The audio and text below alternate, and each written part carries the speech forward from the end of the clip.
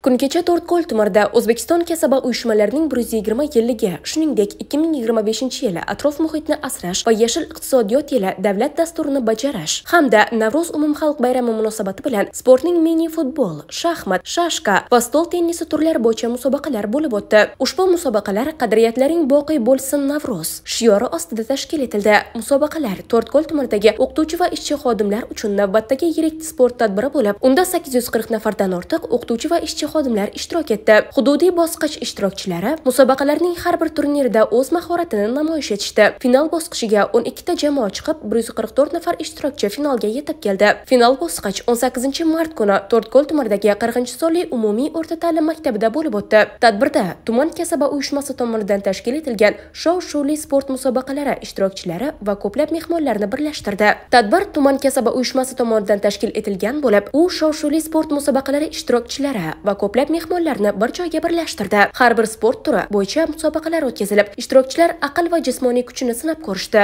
Mini futbol bo'yicha finalda ishtirokchilar o'zaro kuch sinashdi. Shaxmat va shashka kabi intellektual o'yinlar bo'yicha ham jiddiy raqobat kuzatildi. Har bir musobaqa o'zining qiziqarli va murakkab bosqichlari bilan ajralib turdi va nihoyat yakunida g'olib jamoalar aniqlandi. Musobaqaning yakunida sovrinli o'rinlarni egallagan jamoalar va ishtirokchilarga O'zbekiston ta'lim va fan xodimlari kasaba uyushmasi To'rtko'l tuman bo'linmasi kengashi tomonidan diplom va esdalik sovg'alari topshirildi. Musobaqalar yutug'i o'qituvchilar va ishchi xodimlarning sportga bo'lgan qiziqishlarini yanada oshirib, ularning sog'lom turmush tarzini targ'ib qilishda muhim rol o'ynaydi.